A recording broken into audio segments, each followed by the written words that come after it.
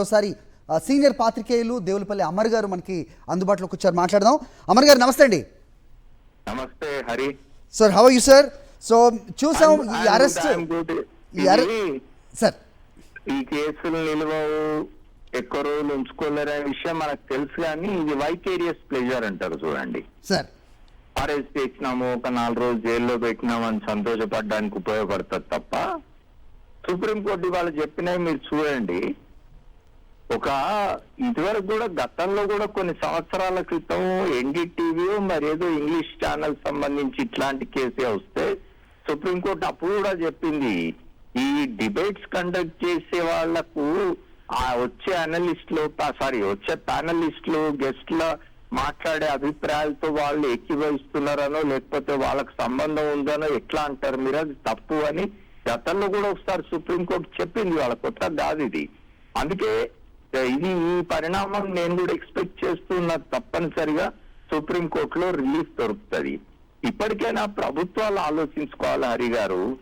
ఏదో మనం ఏమంటారు విండిక్టివ్నెస్, కక్ష సాధించడం కోసం వాళ్ళు ఇప్పుడు ఇప్పటికే పత్రికా స్వేచ్ఛ అనేది ఆ రోజు కొమ్మినేని గారు అరెస్ట్ అయినాడు కూడా నేను చెప్పినాను, నేను జర్నలిస్టులకు పత్రికా స్వేచ్ఛ అనేది లేకుండా పోతున్నది.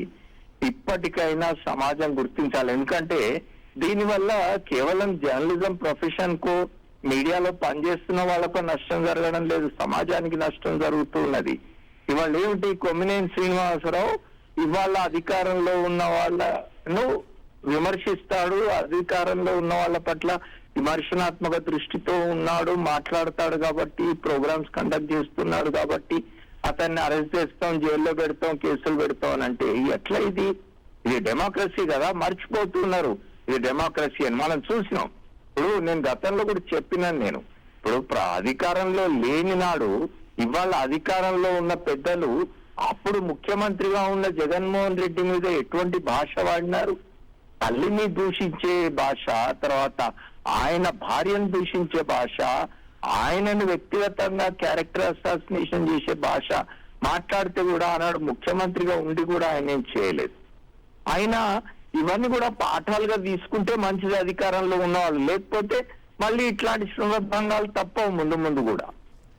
రైట్ సార్, ఈ అరెస్ట్ తర్వాత నిజంగా ఒక ప్లాన్ ప్రకారం సాక్షి కార్యాలయాలపై చేసిన దాడులు, అది కూడా నేను ఆ రోజు చెప్పినాను. నేను మీరు మీడియా హౌసెస్ మీద దాడి చేయడం అనేది ఏం సూచిస్తున్నది? వీళ్ళు గతంలో కూడా అధికారంలో ఉన్నప్పుడు 2014-19 మధ్యలో కూడా ఇదే రాజకీయ పక్షం ఇల్లు, అంటే ఈ కూటమిలో ఉన్న ప్రధాన పక్షం అధికారంలో ఉన్న కాలంలో 2014-19 మధ్య కూడా సాక్షి కార్యాలయాల మీద దాడులు జరిగినాయి.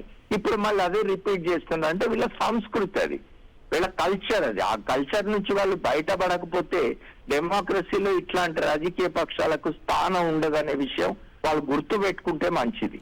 అమర్ గారు, ఇంకో విషయం చెప్పండి. మనకి ఒకసారి మీరు సాక్షి స్క్రీన్ మీద మీరు చూస్తుంటే కనుక సాక్షి కార్యాలయంపై చేస్తున్న దాడి, ఒక రకమైన అసహ్యమైన భావం వాళ్ళకి ఏ రకంగా ఉంది, ఎంత ఏ రకంగా వాళ్ళు తమ అక్కసుని వెళ్ళగక్కుతున్నారు అనేది దాంట్లో తెలుస్తుంది. నిజంగా చదువుకున్న వాళ్ళు కానీ నిజంగా సాధారణంగా ఆలోచించే వాళ్ళని కొద్దిగైనా ఆ చర్చ చూస్తే నిజంగా కొమ్మినేని గారు అది మాట్లాడారా లేదా అనేది క్లియర్ కట్గా అర్థమైపోతుంది.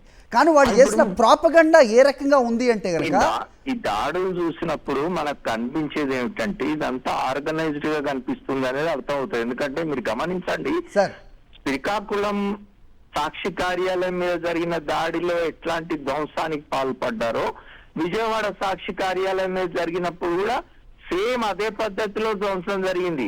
సాక్షి అక్షరాల్ని కూల్చేసి కింద పడేసి తొక్కి వాటిని ఇచ్చేయడం, ఇదంతా కూడా సేమ్ ప్యాటర్న్ లో జరిగింది. జరిగిన ప్రతి చోట సాక్షి గ్రూప్ ఆఫీసుల మీద జరిగిన ప్రతి చోట ఒకే పద్ధతిలో జరిగింది. అంటే ఈ ప్రజలైతే ఏ ప్లాన్ లేకుండా వచ్చిన వాళ్ళైతే అప్పటికప్పుడు నీజర్క్ రియాక్షన్ అయితే అందరూ ఒకేలాగా వ్యవహరించారు కదా, అందరూ ఒకేలాగా బిహేవ్ చేయరు కదా.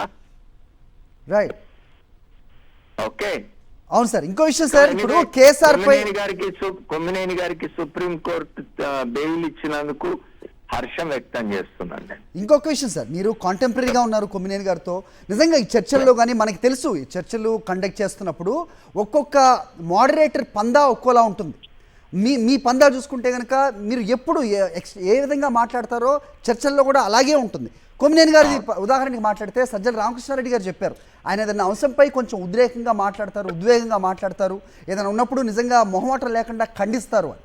సో అది ప్లస్ ఇప్పుడు ప్రస్తుతం సుప్రీంకోర్టు ఇచ్చిన తీర్పు చూస్తే మనకి ఏం అర్థం చేసుకోవాలి సార్ అంటే, నిజంగా ధైర్యంగా నిజాన్ని మాట్లాడే పాత్రికేయులు అవ్వచ్చు, లేకపోతే ప్రభుత్వాన్ని ప్రశ్నించే వాళ్ళు అవ్వచ్చు, వాళ్ళందరికీ ఇంకా మనకి వాక్ స్వాతంత్రం ఉంది, సో మనకి న్యాయస్థానాలు ఉన్నాయి అనేది ఈ తీర్పు ద్వారా ఒకసారి మనకి మెసేజ్ వస్తుంది అనుకోవచ్చా?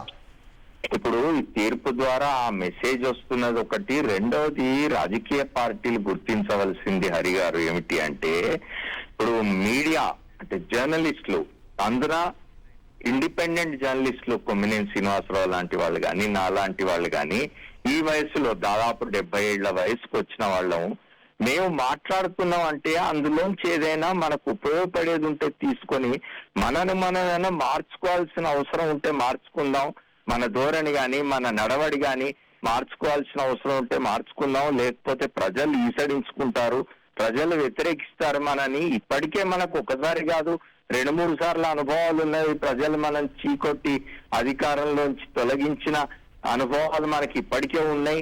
అది రిపీట్ కాకుండా చూసుకుందాం.